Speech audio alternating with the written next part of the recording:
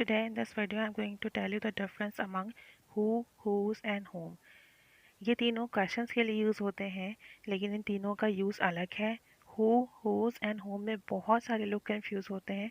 So let's see what is the difference and how can we use in sentences. First of all we have whom. देखिए whom का मतलब होता है किस. Whom का मतलब होता है किस. Whom is an objective pronoun like him, her, us, me and etc. We use whom to ask which person receives an action.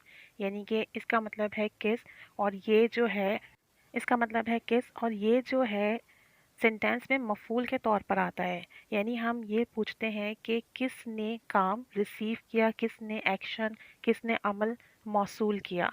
तो ये सब्जेक्ट के तौर पे नहीं आता, ये सेंटेंस में ऑब्जेक्ट के तौर पर आता है कि काम किसने रिसीव किया है, किस पर हुआ. For example, to whom are you referring. आप किसका हवाला दे रहे हो. किसका हवाला दे रहे हो, देने वाला मौजूद है, that a person is subject, और किसका हवाला दिया जा रहा है वो ऑब्जेक्ट है. यानी home is here object. With whom were you talking? तुम किससे बात कर रहे हो. So you is here subject and whom is here object. तुम किससे बात कर रहे हो. To whom, with whom are you talking. Another example is whom do you want to meet. आप किससे मिलना चाहते हो. तो you is here subject and किससे मिलना चाहते हो, that is object. तो whom always used as a objective pronoun. Now look at the use of whose. Whose is an possessive pronoun like her, his, our, mine, my, etc.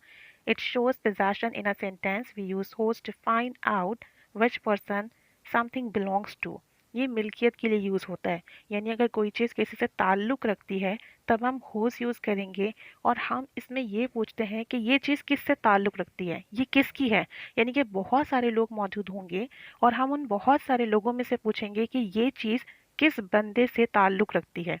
For example, whose pencil is this. ये किसकी pencil है. Means यहाँ पर बहुत सारे लोग मौजूद हैं और हम एट अ टाइम सबसे पूछ रहे हैं कि ये पेंसिल किसकी है. Whose book is on the table. किसकी बुक टेबल पर रखी हुई है. मैथ, यहाँ बहुत सारे लोग हैं, स्टूडेंट्स हैं, और उनसे पूछा जा रहा है कि आप में से किसकी बुक टेबल पर रखी हुई है. Whose bike in the parking. Parking में किसकी मोटरसाइकिल है. इसमें एक चीज़ नोटिसेबल है कि हुज के बाद हमेशा नाउन आएगा. चूँकि पोजेशन को शो करता है तो पोजेशन मिल्कियत है, मिल्कियत किससे ताल्लुक़ रखती है चीज़, तो हमेशा हुज के बाद आपके पास नाउन होगा जिस चीज़ का आप जिक्र कर रहे हो. तो हुज आप यूज़ करोगे जब एक से ज़्यादा लोग आपके पास मौजूद हो और आपको ये नहीं पता हो कि चीज़ किसकी है, तब आप हुज के साथ पूछोगे कि ये चीज़ किसकी है. Now the last one is who. Who is a subjective pronoun and ask about what person or people, which person or people. Ask for the identity of someone. ये फाइल है, यानी ज़मीर, फाइल ज़मीर है.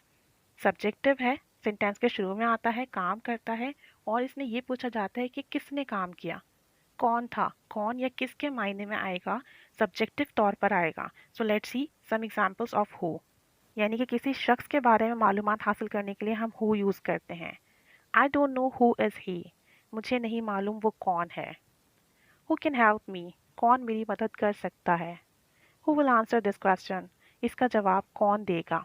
तो हम who यूज़ करते हैं person के बारे में पूछने के लिए, पर्सन के लिए. And remember, it is a subjective pronoun. So who, whose, whom तीनों pronoun है. Who subjective pronoun है, whose possessive pronoun है और whom objective pronoun है. Who will make tea? चाय कौन बनाएगा. यहाँ who सब्जेक्ट है, पर्सन के बारे में पूछा जा रहा है. whose possessive pronoun. whose notebook was stolen in the class. Class में किसकी नोटबुक चोरी हुई है. यहाँ whose possessive pronoun है, नोटबुक से रिलेट कर रहा है. whom ऑब्जेक्टिव pronoun है. whom did you ask? आपने किससे पूछा, तो यहाँ whom ऑब्जेक्टिव pronoun है. who can play hockey? Hockey कौन खेल सकता है. the girl whose bag is red is looking for you. वो लड़की जिसका बैग रेड है आपको तलाश कर रही है. whose bag is red. whose is a possessive pronoun, इसलिए whose के बाद बैग आया है, नाउन आया है. and for whom did you play with? तुम किसके साथ खेले. तो यहाँ पर whom ऑब्जेक्टिव pronoun है, इसलिए किसके साथ खेले पूछा जा रहा है, मफूल के बारे में. तो whose, whom, who, ये इन तीनों के डिफरेंसेस हैं, subjective pronoun, possessive pronoun and objective pronoun. I hope कि ये डिफरेंसेस अब क्लियर हो गए होंगे. And now when you have to use in your sentence और when you have to speak, you will not mistake. So keep staying with us, keep learning English. Is there any question you can ask in the comment box? And if you like this video, you can share it with your friends. Keep speaking English, and Thanks for watching.